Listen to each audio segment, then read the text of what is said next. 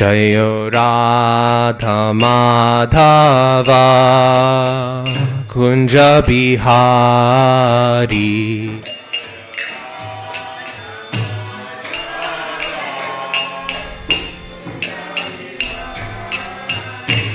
Jaya Gopi Jana Vallabha Girivaradhari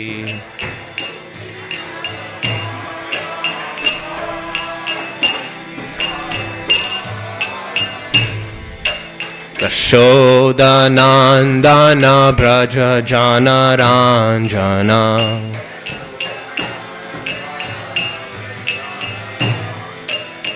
Jamuna Tira Banachari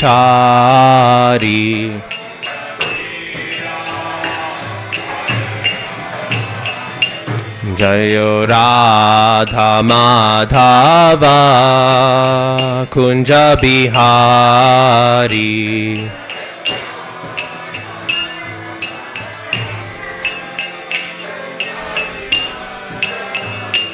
Hare Krishna Krishna Krishna Hare Hare Hare Rama Rama Rama Hare Hare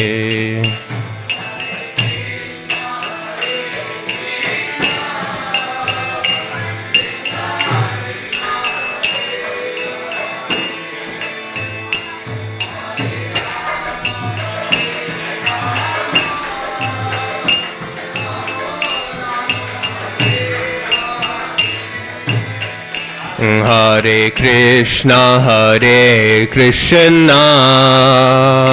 Krishna Krishna Hare Hare Hare Rama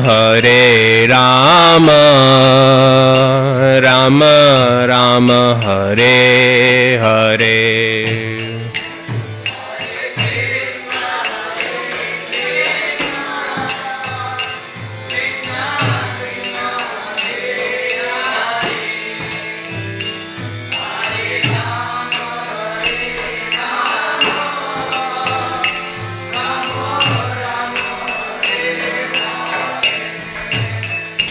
Hare Krishna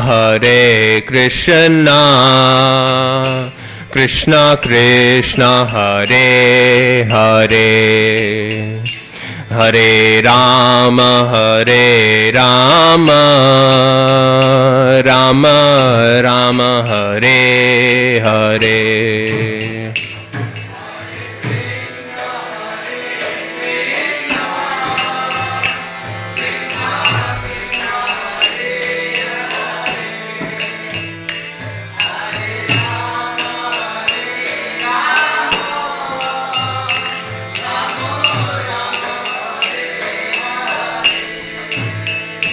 Hare Krishna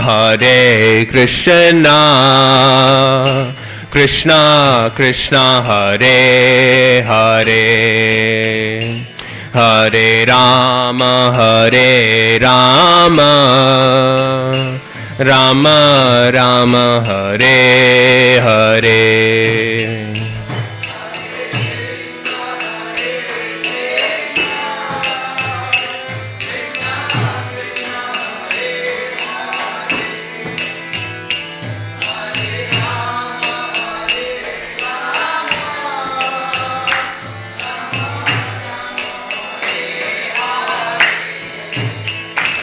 Hare Krishna Krishna Krishna Hare Hare Hare Rama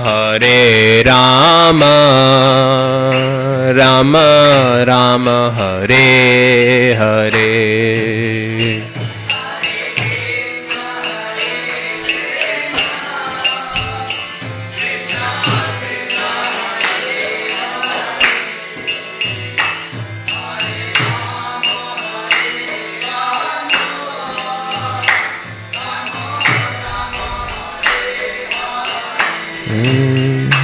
Hare Krishna, Krishna Krishna, Hare Hare, Hare Rama, Rama Rama, Hare Hare.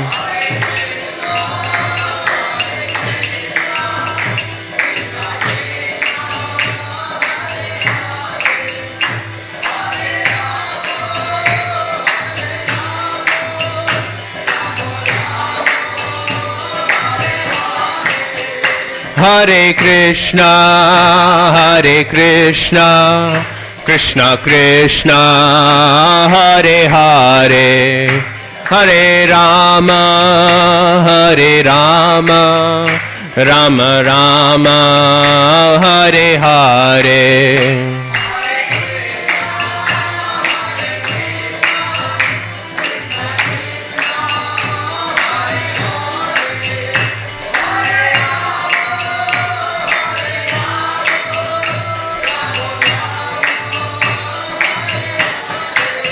Hare Krishna, Krishna Krishna, Hare Hare, Hare Rama, Rama Rama, Hare Hare.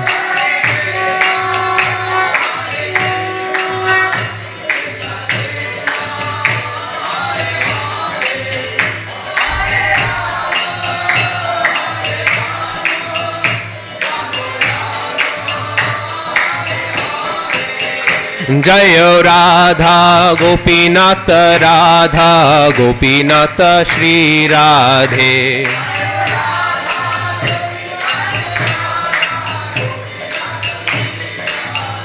Jaya Prabhupada Jaya Prabhupada Jaya Prabhupada Jaya Prabhupada.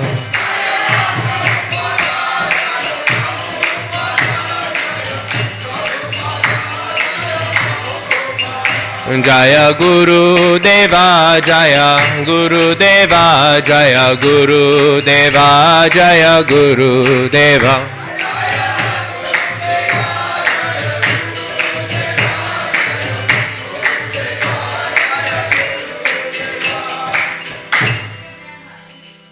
Jai Nitilila Pravishta Om Vishnupad Paramahansa Parivrajacharya Ashtotra Shada Shri Srimad Bhaya Charanaravinda Bhaktivedanta Swami Srila Prabhupada Ki Jai. Jai Nitilila Pravishta Om Vishnupad Paramahansa Parivrajacharya Ashtotra Shada Shri Srimad Bhakti Siddhanta Saraswati Thakur Srila Prabhupada Ki Jai. Jai Nitilila Pravishta Om Vishnupada Srila Gaur Kishore Das Babaji Maharaj Ki Jai. Jai Nitilila Pravishta Om Vishnupada Srila Satchidananda Bhakti Vinod Thakur Ki Jai. Jai Nitilila Pravishta Om Vishnupada Vaishnav Sarvabhaum Srila Jagannath Das Babaji Maharaj Ki Jai. Namacharya Srila Haridas Thakur Ki Jai. Prem se kaho Shri Krishna Chaitanya Prabhu Nityananda Shri Advaita Gadadhara Shri Vasadi Gaura Bhakta Vrinda Ki Jai. Shri Gauriya Vaishnav Guru Varga Ki Jai. Ganga Mai Ki Jai. Jamuna Mai Ki Jai. Bhakti Devi Ki Jai. Tulsi Devi Ki Jai. Ananta Koti Vaishnav Vrinda Ki Jai. Nittai Gaura Premanande. Hari Hari Bol. All glories to the assembled devotees. Hare Krishna. All glories to assembled devotees. Hare Krishna. All glories to assembled devotees. Hare Krishna. All glories to Shri Guru and Shri Gauranga. All glories to Srila Prabhupada Ki Jai. Krishna Krishna.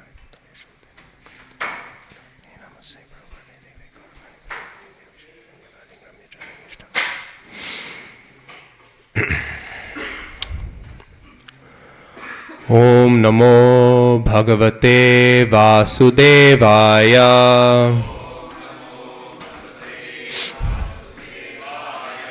Om Namo Bhagavate Vasudevaya.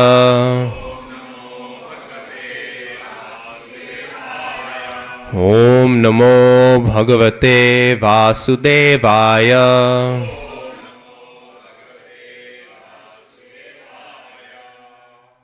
So, reading today from Grantaraj Srimad Bhagavatam, Canto 3, Chapter 30, Text 4. Janturvai bhava etasmin yam yam yonim anuvrajet tasyam tasyam salabhate nirvrittim na virajyate. Janturvai bhava etasmin yam yam yonim anuvrajet tasyam tasyam salabhate nirvrittim na virajyate. Janturvai bhava etasmin yam yam yonim anuvrajet tasyam tasyam salabhate nirvrittim na virajyate.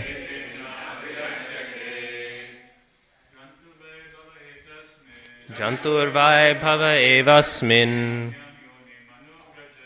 yam yam anuni anuvrajet tasyam tasyam salabhate timna virajyate. Janturvai bhava evasmin yam yam yonim anuvrajet tasyam tasyam salabhate nirvrittim na virajyate. Janturvai bhava etasmin yam yam yonim anuvrajet tasyam tasyam salabhate nirvrittim na virajyate. Vaishnavis. Janturvai bhava etasmin yam yam yonim anuvrajet tasyam tasyam salabhate nirvrittim na virajyate. Janturvai bhava etasmin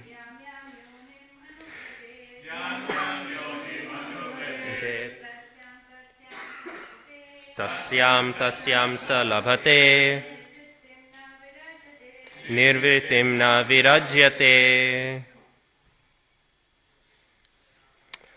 Jantuhu, the living entity. Vai, certainly. Bhave, in worldly existence.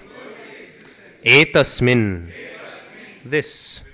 Yam yam, whatever. Yonim, species. Anuvrajet, he may obtain. Tasyam tasyam, in that. Saha, he. Labhate, achieves. Nirvrittim, satisfaction. Na, not. Virajyate, is averse. Translation. The living entity, in whatever species of life he appears, finds a particular type of satisfaction in that species, and he is never averse to being situated in such a condition. Purport. The satisfaction of the living entity in a particular type of body, even if it is most abominable, is called illusion. A man in a high position may feel dissatisfaction with the standard of life of a lower grade man, but the lower grade man is satisfied in that position because of the spell of Maya, the external energy. Maya has two phases of activities. One is called prakshepatmika, and the other is called avaranatmika. Avaranatmika means covering, and prakshepatmika means pulling down. In any condition of life, the materialistic person or animal will be satisfied because his knowledge is covered by the influence of Maya. In the lower grade or lower species of life, the development of consciousness is so poor that one cannot understand whether he is happy or distressed. This is called avaranatmika. Even a hog who lives by eating stool finds himself happy, although a person in a higher mode of life sees that the hog is eating stool. How abominable that life is. And again, the translation: the living entity, in whatever species of life he appears, finds a particular type of satisfaction in that species, and he is never averse to being situated in such a condition. Translation and purport by His Divine Grace, Srila A.C. Bhaktivedanta Swami Prabhupada Ki Jai. Om Jnanatimirandhasya Jnananjana Shalakaya Chakshurunmilitam Yena Tasmai Shri Gurave Namaha. Shri Chaitanya Manobhishtam Sthapitam Yena Bhutale Swayam Rupa Kada Mahyam Dadati Swapadantikam. Vandeham Shri Guru Shri Yuta Padakamalam Shri Gurun Vaishnavamscha Shri Rupam Sagrajatam Sahagana Raghunathanvitam tam sajivam Sadvaitam Savadhutam Parijana Sahitam Krishna Chaitanya Devam Shri Radha Krishna Padan Sahagana Lalita Shri Vishakhanvitamscha. He Krishna Karuna Sindho Dina Bandho Jagatpate Gopesha Gopika Kanta Radha Kanta Namostute Tapta Kanchana Gourangi Radhe Vrindavaneshwari Vrishabhanu Sute Devi Pranamami Hari Priye. Namo Mahavadanyaya Krishna Prema Pradayate Krishnaya Krishna Chaitanya Namne Gora Tvishe Namaha. Panchakalpatarubhyascha Kripasindhubhyeva cha Patitanam Pavanebhyo Vaishnavebhyo Namo Namaha. Jaya Shri Krishna Chaitanya Prabhu Nityananda Shri Advaita Gadadhara Shri Vasadi Gaur Bhakta Vrinda. Hare Krishna Krishna Krishna Hare Hare Hare Rama Rama Rama Hare Hare. So, today we are continuing our reading of Srimad Bhagavatam. We're continuing to hear Kapila Dev's chastisement, his castigation of material life, his dismissal of the nature of this life. And so, over the past few days, we've been exploring the vapidness, the emptiness of material existence. And today we're continuing that theme with this description of samsara, right? We are hearing about how everyone is very, very satisfied in what they do. And we can see this is the case. The mechanism by which this happens is described in Srila Prabhupada's purport, right? He lists two things: covering and pulling down. The covering is the inherent ignorance of Maya, right? And we'll see.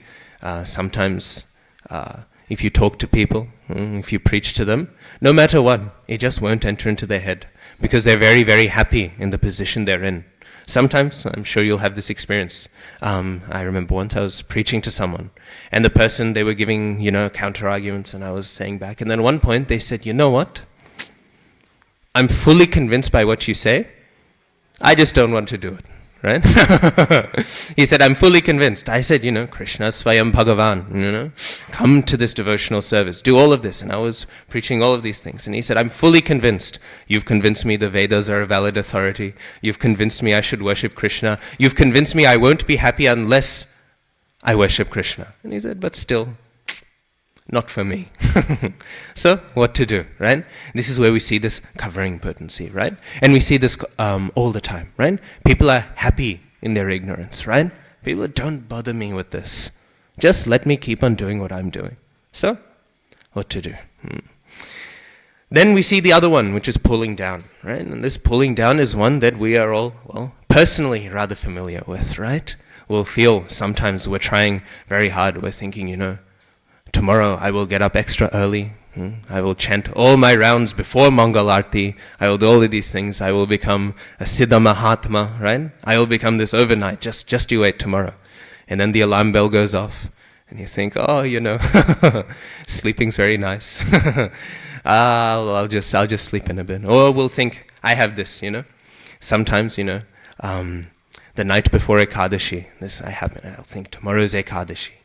Tomorrow I'll be very austere. I will just drink milk, I will just eat fruits, right? This is what I'll do. I'll chant 132 rounds. I'll do like this. I think the night before Ekadashi. Soon I will become a pure devotee. And then I wake up on Ekadashi morning, and what's the first thing I'll think of? I'll think of dal, I'll think of rice, I'll think, wow, I hope there's some nice sambar, and then I'll think, oh, wait a second. And then I think, oh, well, instead of milk and fruits, I'll just have paneer sabji. I'll have I'll have some, I might add some extra spices to my buckwheat, So this is what we feel, this pulling down potency. So Maya is doing these two things. Prabhupada, he uses this terminology of prakshepatmika and avaranatmika. He uses this terminology not so often, but he uses it often. This isn't the only place it appears also. He refers in Chaitanya Charitamrita and in other places. Prabhupada uses this terminology to understand the function of Maya. And actually, we can understand it, right? So one of them is like the brakes. One of them is like the, what's the name of that brake? When you're in a parking position, right? It fully parks the car, right? The handbrake, that's it, right? One of them is like the handbrake. It keeps us fully situated in Maya, right? And the other one is like the other brake, right? When you're driving, it slows you down, right? So these are the two that we see. And so because of this, we understand that combating Maya is very, very difficult, right? It's not a very easy endeavor. So we hear many cases like this, and perhaps the most famous one, and the one I'll speak about a tiny bit today, is the case of, well, we know there was a king named Rishabdev, right? And he was a very noble king, and eventually he renounced and went away, and he left one son, right, to be the ruler. And this ruler who inherited the kingdom, we know very famously, is Bharat Maharaj, right? Who very famously, the nation of Bharat is named after. Actually, before Bharat was the name, it used to be called a Janabha Varsha, right? This was the name prior to the name Bharat, right? And so this name was given. And what was that nation? What is this nation of Bharat? Actually, it was the whole world. This is what Shastra tells us, right? The whole world was ruled by Bharat Maharaj. That's why these days some people, some devotees, we get a little agitated about like these Aryan migration, Aryan invasion and stuff like that. And we get a little, worked up, prove it, disprove it, etc., etc. But Prabhupada actually was not so bothered by it. Prabhupada, he said, no matter where they came from, the whole world was Bharat at the time. So actually, it doesn't matter, right, how we trace these migrations. It isn't an issue, right? Because Bharat Maharaj, he was the king of the whole world, right? And so we can say that this Vedic culture was all over the world. So actually, it doesn't matter so much. Where is the origin of this and that, right? And then, of course, then the further question comes up. Prabhupada was often asked, how can we understand one person? He is ruling the whole world. How can we understand this? And Prabhupada, he would say, just because you can't do it doesn't mean it's impossible, right? Just because it is beyond your capabilities to rule the whole world, so close-minded you are, thinking, I can't rule the whole world, therefore there will never have been a king who can rule the whole world. This is what Prabhupada would say. So we understand, in this way, Bharat Maharaj, he would rule the whole world. Actually, Prabhupada would then say, you spend all this mental activity you're spending thinking about these things, spend it on chanting Hare Krishna, right? That'll be a more fruitful way of spending your mental energy. So in this way, we see Bharat Maharaj. He is ruling the whole world, and we consider him to be very much a perfect king, right? He was very nicely ruling. We know everyone was very nicely doing their Svadharma. This is Srimad Bhagavatam says. Svadharma was fully observed. Everyone was doing their right duties, and everyone was happy under his rule. And many sacrifices were done, right, under his rule, all of these Vedic sacrifices, including the Pashu Yagya. So what would be sacrificed in a Pashu Yagya? What can we think? Yes, animals, horses, like that, right? So all of these animals, they would be killed in these sacrifices. So sometimes people, they get a little concerned, right? How can we say a Vedic king, he is sacrificing all these animals? Actually, we know in Chaitanya Charitamrita, it's very clearly described that those animals that were killed, they were very old, right? And after they were killed in the sacrifice, they would come again youthful, rejuvenated, right? So actually the animals didn't die, right? Simply their bodies were rejuvenated. And in fact, then one may wonder, well, what has been sacrificed, right? Nothing has been sacrificed then, right? The animal is still there, so no sacrifice has occurred. If in anything, we've traded an old animal, and now it's got a young body again, right? If anything, we've gained something. But actually, the consideration is that by this animal getting a new body, we can consider, oh, the yajna has been successful. So it was sort of like a litmus test, right? To see, have these yajnas been done successfully? Of course, this is now banned in Kali Yuga. We know Chaitanya Mahaprabhu very famously quoted, 5 things are banned in Kali Yuga, right? Do you know what are the 5 things that are banned? Horse. Yeah. Yeah. Yeah.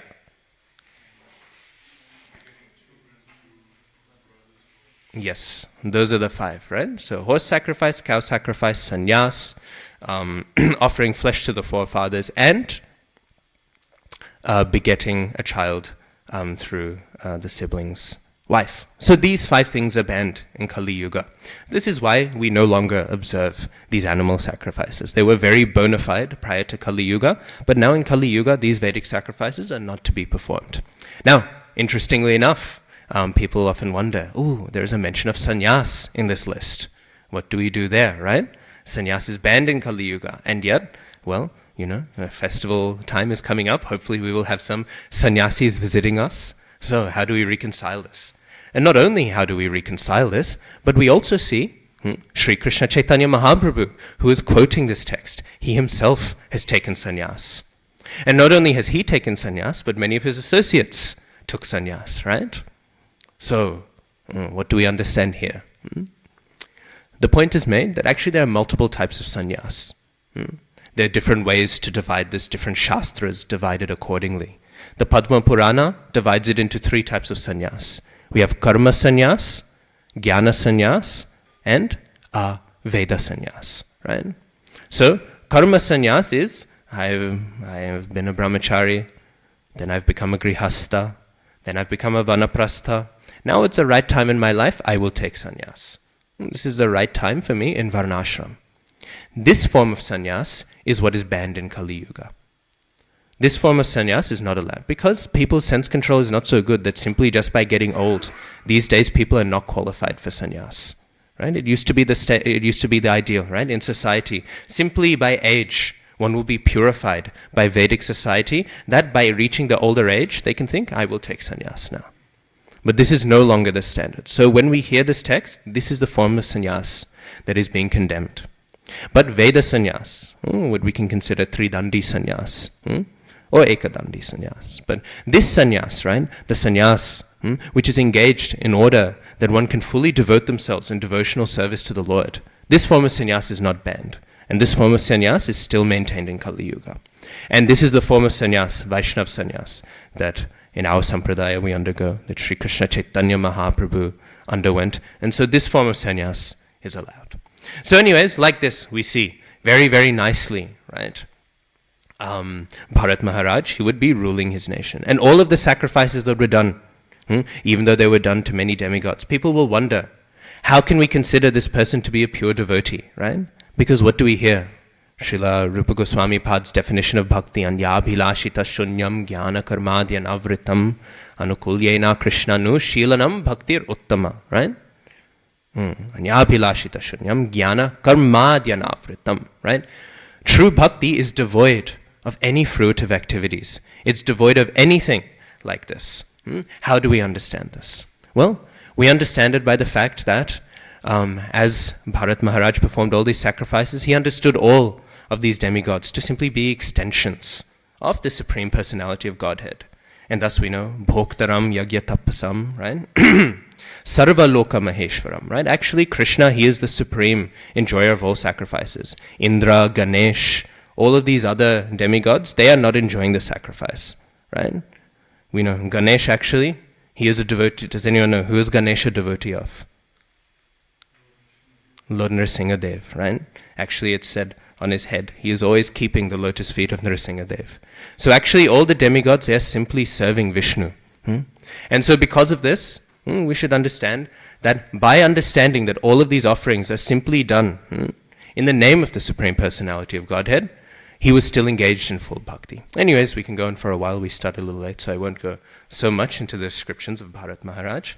But after a while, he ruled for 100,000 years. Ruling for 100,000 years, he wasn't sure, is my time up? Can I renounce the world now? Here we see an example, right, of, in fact, the sort of mentality that a karma sannyas ideal would inculcate. He has lived for a long while, 100,000 years. It's, not a, not a short time. And he's thinking, now better I renounce, better I go away. So like this, he renounced the world, right? And he took his 5 sons, right? And he divided all of his land up between them. And he went to Haridwar and he went to Pulaha Ashram, right? And there he began to engage in sadhana, right? And there we see he engaged in very, very many spiritual activities, right? He would, in fact, manifest all these symptoms of prem, right? Or rather, we can say bhava, right? He manifested all of these. What we would see, he would lose all attachment for any regulative duties. He had no attachment to sacrificial fires or anything. The hairs on his body would stand on end, right? He would cry so much that he wouldn't be able to see anymore, right? His eyes would be completely filled with tears and he'd be unable to do anything, right? Srimad Bhagavatam says his heart was like a lake, right? But being filled with the nectar of bhakti, it was overflowing so much that nothing else could enter into it but this overflowing ocean of Krishna bhakti.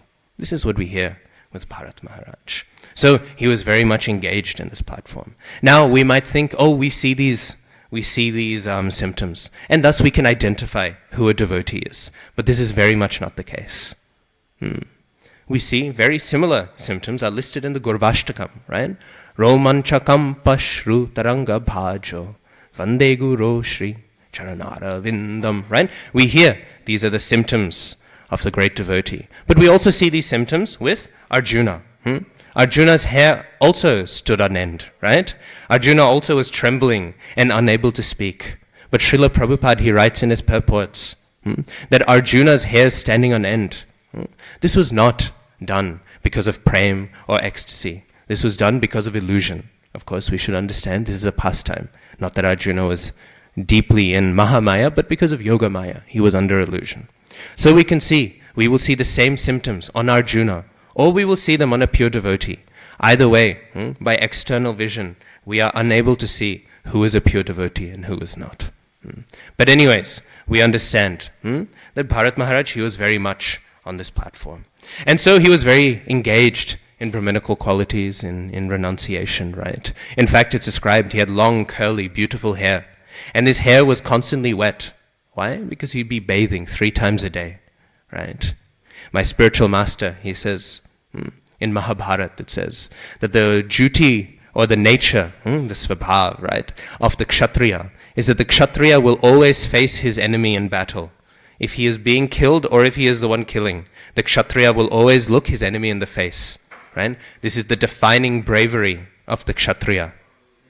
And the defining bravery of the brahmana is that they will have a cold shower 3 times a day. This is the defining bravery of the Brahmin. So here we see, these are the 2 defining braveries. And we can see there that Bharat Maharaj, he has transitioned very nicely. He's transitioned very nicely from his kshatriya status to a very Brahminical yogic status, right? So, in this way, we're seeing he is engaging in all of these activities. And he is doing all sorts of things. He is meditating on the murti. He is meditating on mantras. He is engaged in all varieties of devotional service.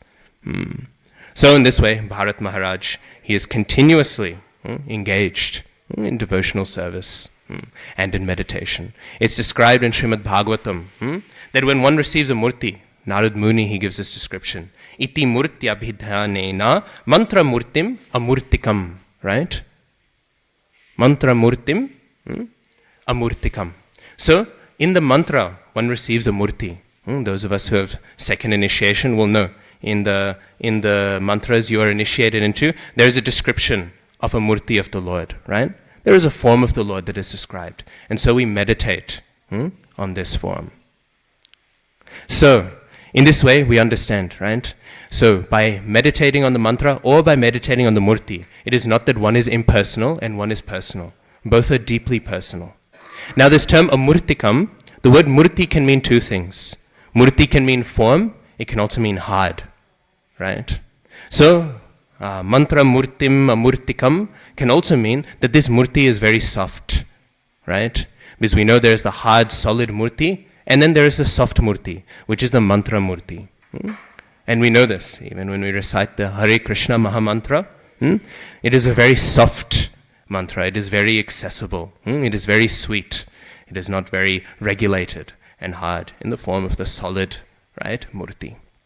So in this way, he is engaged in all of these things. Anyway, so Bharat Maharaj, he began to do his daily meditations. And he sat on the side, on the bank of a river. And one day, we know very famously, there was a deer, right?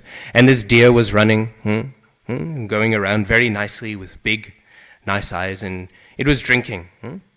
And while drinking, there was a lion, and this lion gave a very large roar.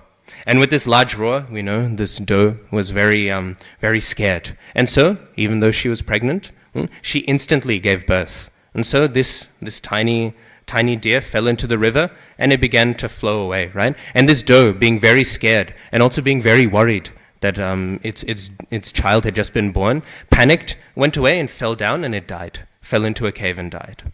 So Bharat Maharaj, he was seeing this, and we all know this pastime, right? He was very heartbroken, right, seeing this, and he thought, actually I should take care of this deer, right?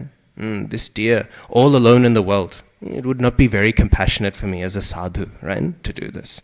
Srila Prabhupada, he writes that here we see that a devotee is very compassionate. But Srila Prabhupada also writes that here we can see that even compassion, if it is not properly utilized in the service of Krishna, will lead to our downfall.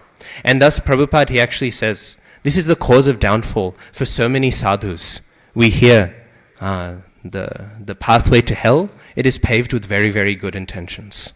And so we see many sadhus in the name of philanthropy, in the name of social welfare, in the name of activism. They'll be diverted from the true spiritual path.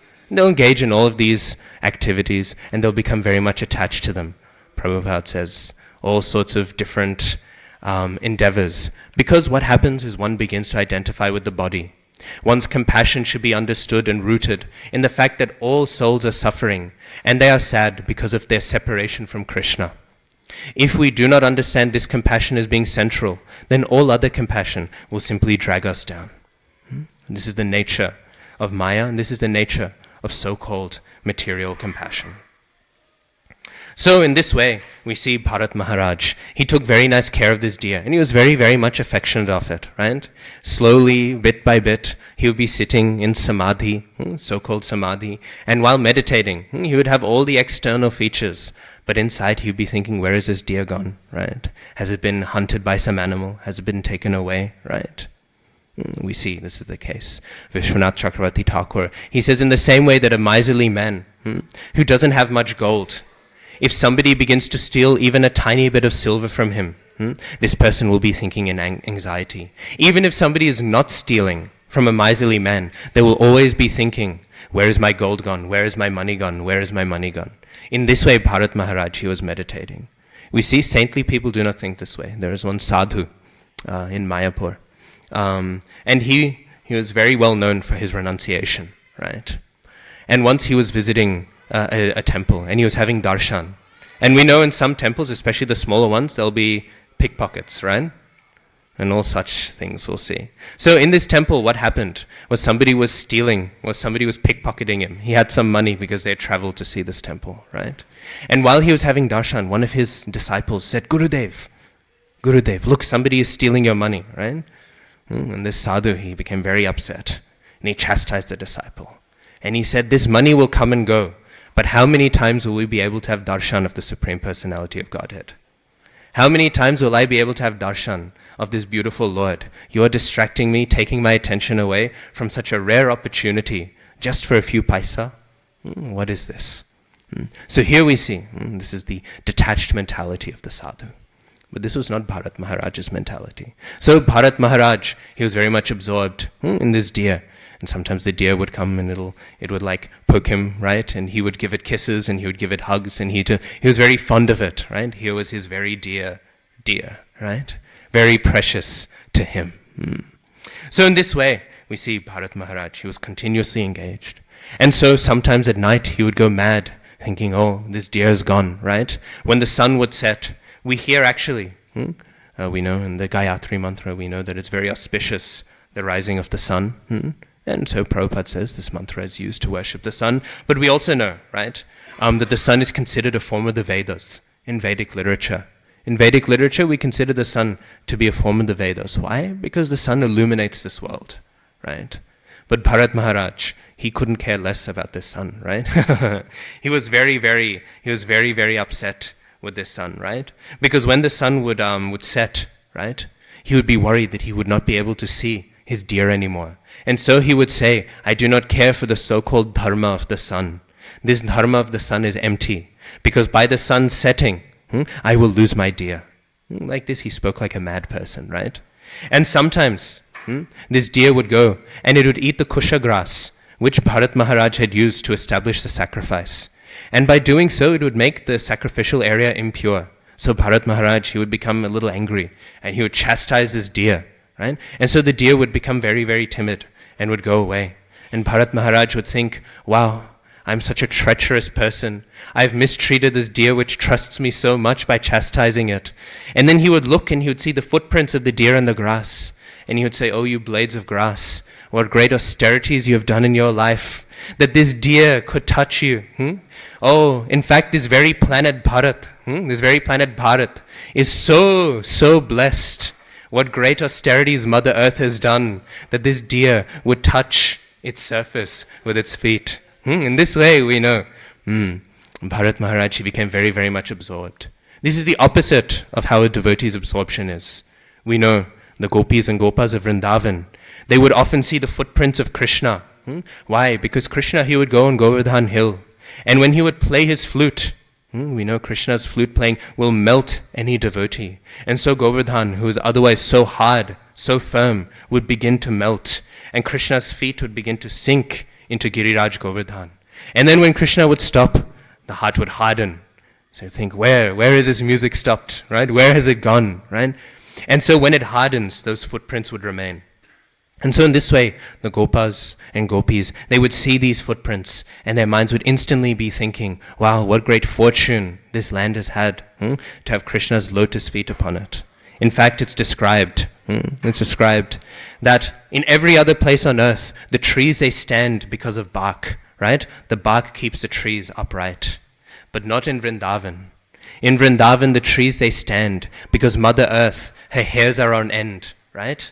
That such beautiful feet as Sri Krishna's feet walked upon her surface. And so there in Vrindavan, the trees are standing because Mother Earth, she is ecstatic, thinking, wow, Shyam Sundar, he has walked upon me. So this is the true devotional understanding. But anyways, Bharat Maharaj, he had some other understanding. And so he was thinking, oh wow, Mother Earth, you have done such great austerities to have these footprints placed upon you. And then he would look at the moon and he would say, oh moon, right, I am burning right now in the fever of pains of separation. Please give me some mercy. Only by your mercy can I have some relief. And what was that mercy? The moonlight would illuminate the pathway. So Bharat Maharaj, he could spend his whole night looking for the footprints to try find this deer. So in this way, Bharat Maharaj, he is very much engaged in, well, we can consider not the best meditation, right? So as we know, what we meditate upon in our whole life, sometimes we hear, in Bhagavad Gita it says, what we meditate upon at the time of death, that is where we will go. But Srila Prabhupada, he qualifies this, and he says what we meditate upon at the time of death is what we have been meditating upon our entire life. When we are dying, it is not so easy that, oh, now I will think of Krishna. I will spend my whole life thinking of something else, and then, oh, but I'll make sure to remember Krishna when I die. When we're dying, we're thinking, oh, these are our last few precious moments. Our mind will not so easily go. Our mind will not so easily go. So we will meditate upon what we have trained the mind to meditate upon. Anyways, in this way, he goes and he passes away, right? And as we know, very famously, he takes the body of a deer in his next life. But he retains his memories. And it's described in Srimad Bhagavatam. The word that is used is itaravan. Itaravan means like the others. And we hear na itaravan, right? It is not like the others, his passing away. And his passing away is not like the others for two reasons. The first is that he was able to keep his memories. And because he was able to keep his memories, we know he took deer sannyas, right? He left his family and he engaged in devotional service and waited for that body to go away. Now, someone might wonder, how can he engage in devotional service? He's a deer, right? How is this possible? How is he able to engage in any meditation? But actually, we should wonder, how can any of us engage in meditation? We know, Ata Shri Krishna Namadi na bhaved grahyamindriyaihi, right? Our senses are not able to perceive Krishna. We will say, oh, a deer is not able to perceive Krishna. Well, neither can we. Neither can our tongues, right? Neither can our minds. We are as incapable of perceiving Krishna as a dog or a deer or anything else, because our senses are fully material. It is only by Krishna's mercy and the mercy of the Vaishnavas that we are able to perceive Krishna. And so in this way, we understand that because of Krishna's mercy, this deer was able to engage in some sort of devotional service. Now, the other way, this will be a little bit of a philosophical point, I hope you don't mind. The other way that it was not like the others is, we hear in Srimad Bhagavatam that Bharat Maharaj, he was given this birth as a result of his karma, right? And so, this is actually a little bit philosophically complicated. Can anyone think why? Why is it complicated that Bharat Maharaj is receiving this birth because of his karma?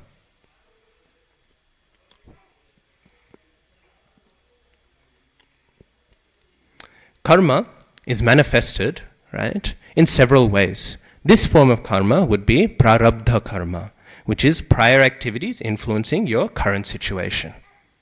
Now, this is an issue because we have heard Bharat Maharaj was on which platform? Which platform of devotional service was he on? Sorry? Bhava, right? He was on the platform of bhava. Now we know, according to our acharyas, when one passes through sadhana bhakti, one eventually reaches a platform of bhava, and then from bhava one reaches prem. Right? Now, when one passes through sadhana bhakti, it's described as this plant grows, right? The seed of shraddha forms the beautiful full-grown flower of prem, right? But in sadhana bhakti, these two big leaves, they shoot out, right? One of them is shubhadha, which is the birth of all good qualities, right? And all auspiciousness, kripa, mercy, right? Tolerance, right? All of these things, these are one shoot of sadhana bhakti. The other one is kleshagni, which is the destruction of all suffering. And kleshagni includes the destruction of all prior karma.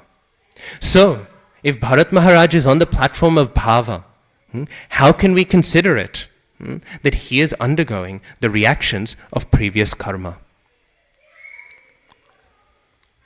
Right? How can we understand this? In fact, we know he abandoned his whole family, right, in order to take this position as a renunciate. And yet so easily, he's given up all of his 5 sons, and yet he goes completely attached to a tiny deer. How can we understand this? Right? We see he's already at a level of renunciation where he shouldn't have experienced this. So this is a little bit complicated. We see Srila Prabhupada and Vishwanath Chakravarti Thakur. They give slightly different but fully complementary explanations. What they say is that this is not prarabdha karma, right? Because this has been destroyed. Instead, and in fact, this is the exact word that Srimad Bhagavatam uses. It says svarabdha karma, right? This is a different type of prarabdha karma. In fact, we can consider this karmic reaction to be of 2 types. There is the inauspicious type. And the inauspicious type of karmic reaction, this is the type we destroy as we go through sadhana bhakti, right? This type is destroyed, klesha agni, burnt in the fire of sadhana. But there is another type, which is this svarabdha karma, right? And this one is considered auspicious.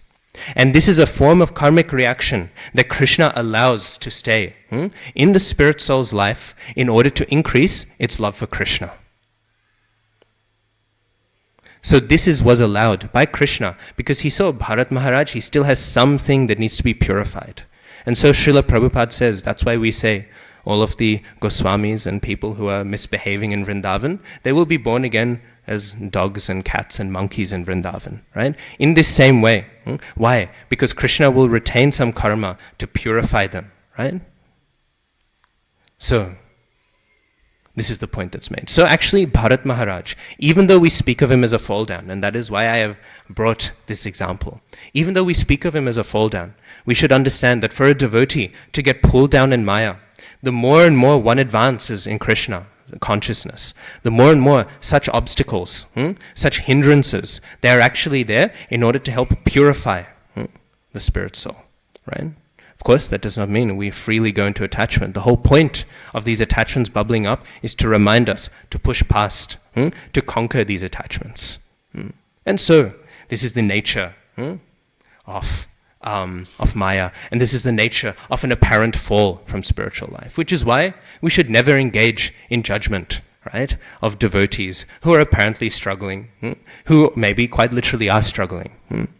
Srila Bhakti Siddhanta Saraswati Thakur Prabhupada, a great, great devotee, very, very heavy, as we know, right, Singhacharya, Lionacharya. Once one of his brahmachari disciples had fallen down. He had engaged in some illicit activity with a woman, right? And so, Bhakti Siddhanta Saraswati Thakur Prabhupada, he took this brahmachari into his room, and he spoke. And he told him, he said, is this true? And the brahmachari was crying, and he said, yes, this is true. Srila Bhakti Siddhanta Saraswati Prabhupada, he said, you leave this mutt. You pack your bags, tonight you are gone. I'm forbidding you from this mutt, you are gone. And so like this brahmachari was completely crying in tears. And he packed all his stuff and he went away. And then Srila Bhakti Siddhanta Saraswati Thakur Prabhupada, he told one of his senior sannyas disciples, he told him, he said, now you go and you bring him back. And this disciple said, but Guru Maharaj, you just forbade him from entering again ever into the temple. And then Saraswati Thakur, he said, Sri Krishna Chaitanya Mahaprabhu, when he was traveling to South India, he had one assistant with him, Kala Krishna Das, right? And this Krishna Das, traveling and serving Chaitanya Mahaprabhu, what happened to him? He became infatuated, right, by some people while they were traveling, and he also had a fall down, right?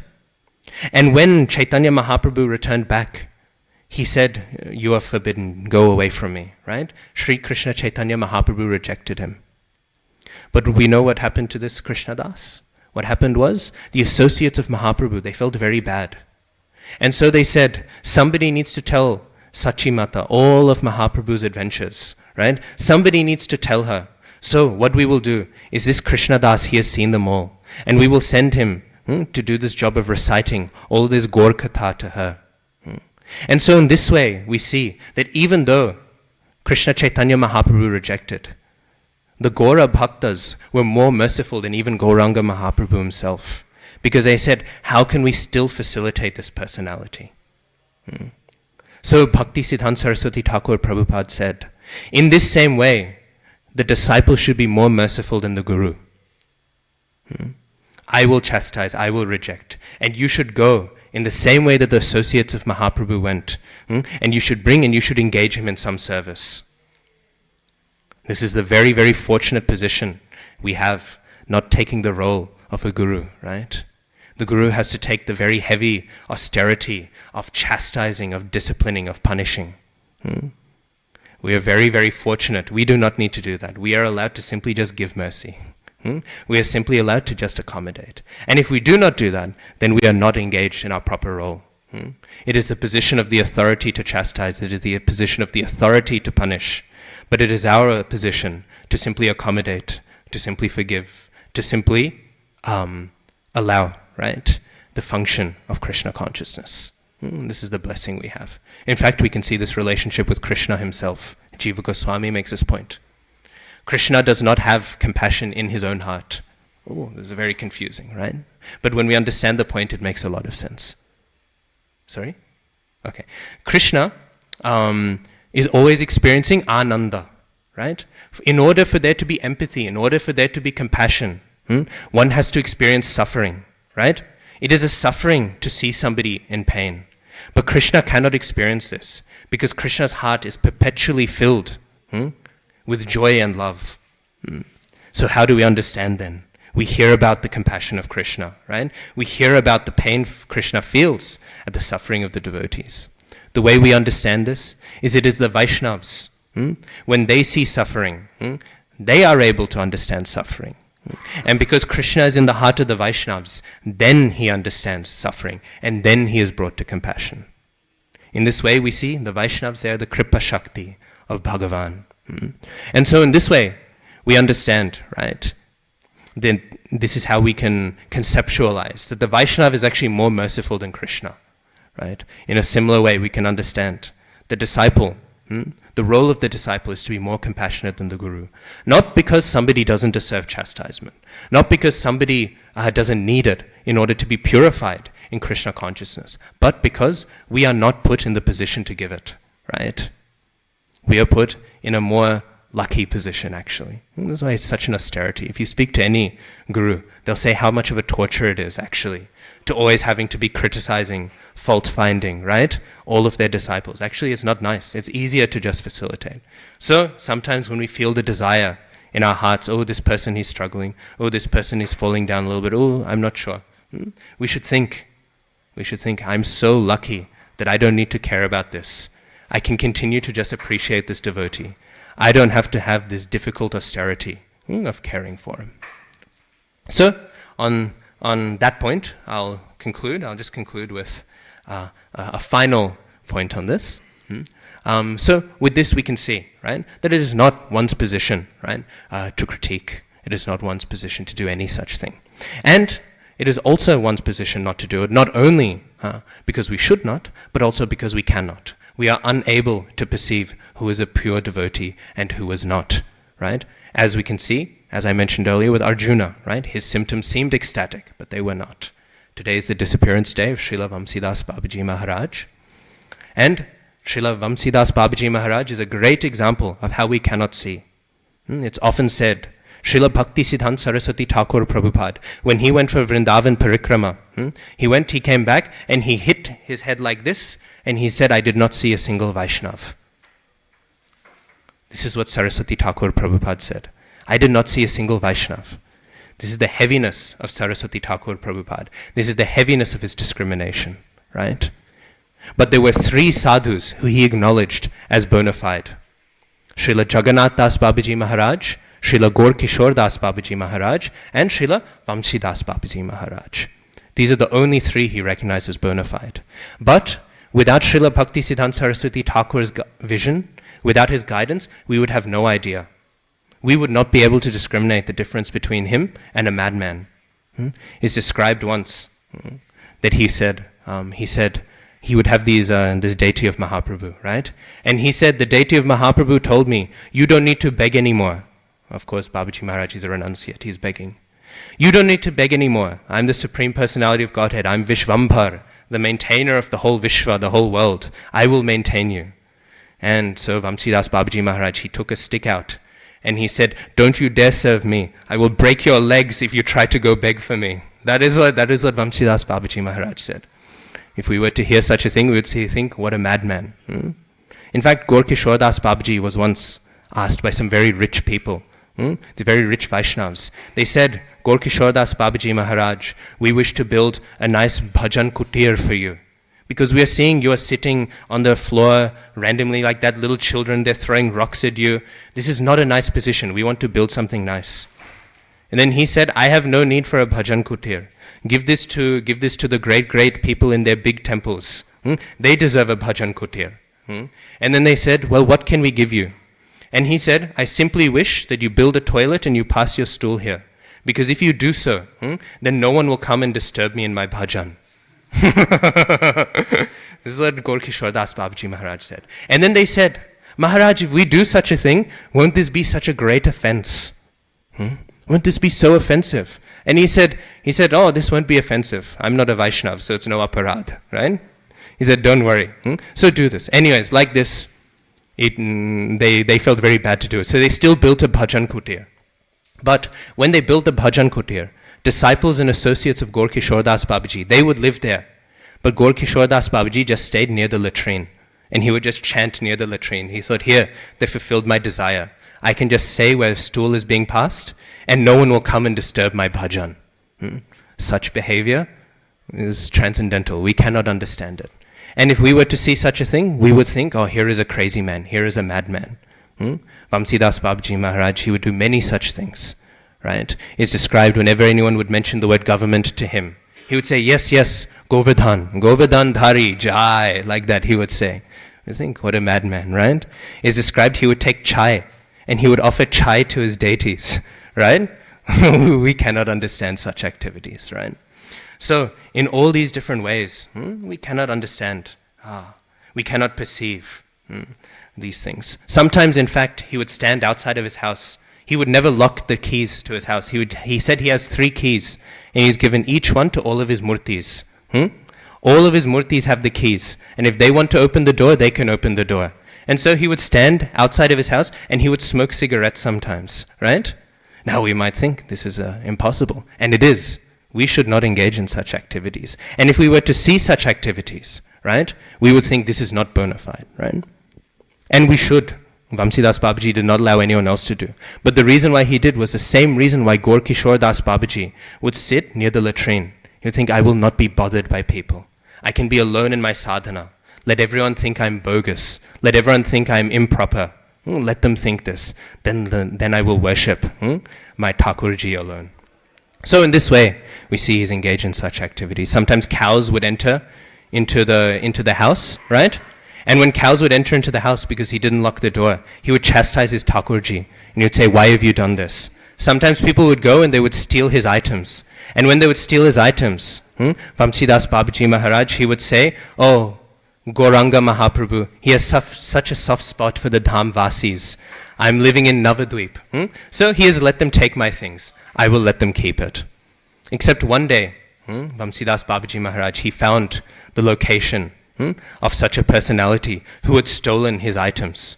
And so Vamsidas Babaji, he thought, actually, I need this paraphernalia for deity worship. His deity worship was not regulated. He would just do his own thing, right?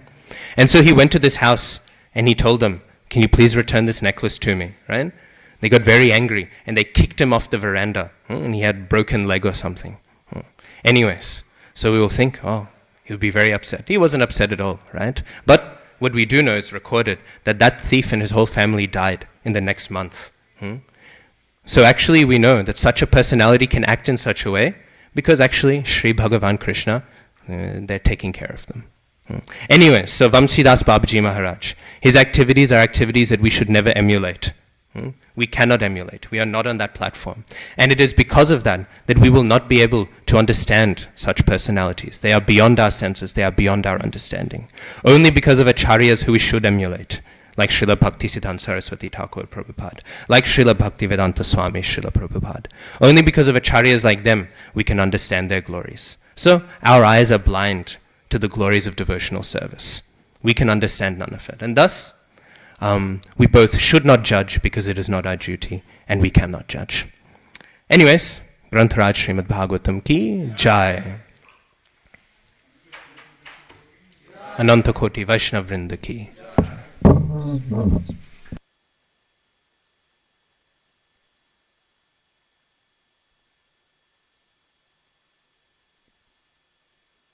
Hare Krishna.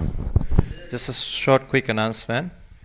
By the mercy of Srila Prabhupada and assembled devotees and Shri Gaunitai, Shri Jagannath Baldev Subhadra and Shri Radha Gopinath, from next Friday, we do like a regular Harinam in the CBD, Sydney CBD. So moving forward from this month, because now we are going towards start of Janmashtami celebrations and other big festivals coming, so we thought we'll start from this. We have been having a good blessings from a lot of devotees and they've been coming regularly, so we have been having a good team now. So we are expanding now to 2 teams. So from next Friday, we'll be having 2 teams in the Sydney CBD. So we'll start same time, 6:30 in Town Hall, we'll start the Harinam Sankirtan, and then after 10 minutes, we'll leave toward two different directions. One is going towards north side, one will be going towards south side. And then we'll come back again to the city, and then we'll finish off. So we may be going for 1 hour or 1 hour, 1.5 hours. So if you are free, please feel free to come and join us every Fridays in Sydney CBD. We are doing for the pleasure of Srila Prabhupada. Shri Harinam Sankirtan Yagna ki, Srila Prabhupada ki, Go Premanandi.